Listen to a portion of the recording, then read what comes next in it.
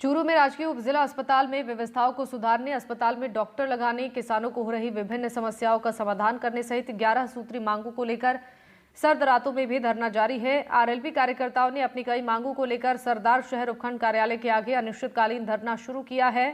धरने पर बैठे आरएलपी कार्यकर्ताओं ने कहा है कि जब तक हमारी मांगें पूरी नहीं होंगी तब तक धरना जारी रहेगा। इस पर जानकारी देंगे हमारे साथ संवाददाता गजेंद्र सिंह जुड़ रहे हैं।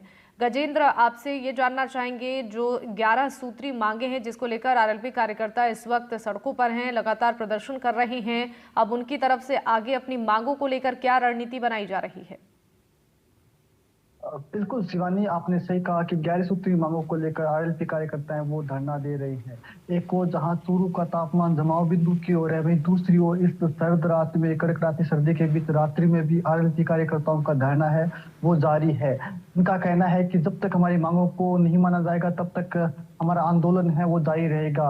आरएलपी नेता सावरमल जाखड़ के नेतृत्व में धरना है वो जारी है। इनकी प्रमुख मांगे हैं कि अस्पताल में व्यवस्थाओं को सुधार किया जाए, डॉक्टर्स जो नहीं है उनको लगाया जाए। इसके अलावा ट्रॉमा सेंटर है राजकीय जिला अस्पताल को बनाया जाए। इसके अलावा ग्रामीण क्षेत्रों में ऐसे कई सारे गांव है जहां पर पेयजल संकट है, तो उस संकट को दूर किया जाए।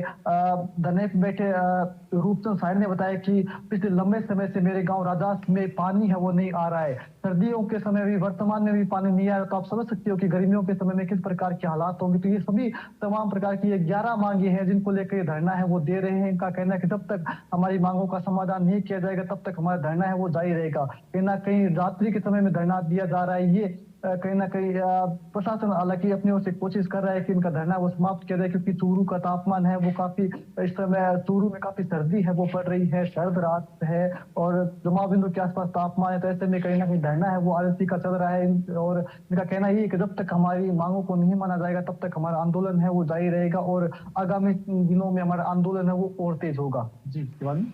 हाँ बिल्कुल, देखिए गजेंद्र, लगातार आंदोलन को लेकर अपनी आवाज़ को बुलंद कर रही हैं। यहाँ हम बात कर रहे हैं, अस्पतालों में भी सुविधाओं की कमी है, इससे मरीजों को भी काफ़ी परेशानी होती है और इस दिशा में जो आंदोलन किया जा रहा है, क्या इसका असर देखने को मिल पा रहा है? जो मूलभूत सुविधाओं की कमी है उस पर काम किया जा रहा है?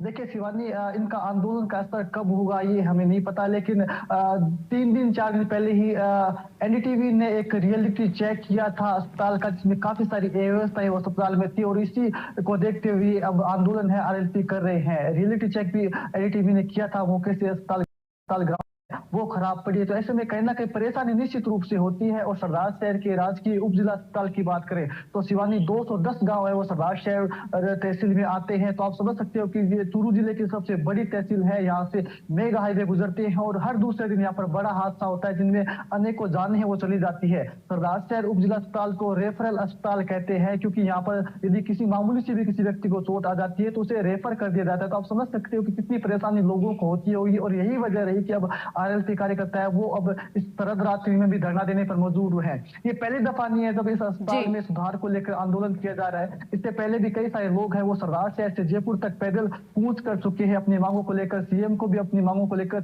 अवगत करवाते रहते हैं। चुनाव में भी अस्पताल है एक बड़ा मुद्दा बनता है, लेकिन चुनाव होने के बाद जो नेता है वो इस मुद्दे को भूल जाते हैं, व्यवस्थाएं धरी की धरी रह जाती है। जी शिवानी। बिल्कुल, यानी कि गजेंद्र, अब जो प्रदर्शन की तरफ से किया जा रहा है उसका असर कितना होता है वो समय के साथ देखने को मिलेगा। आपका बहुत शुक्रिया तमाम जानकारियों के लिए।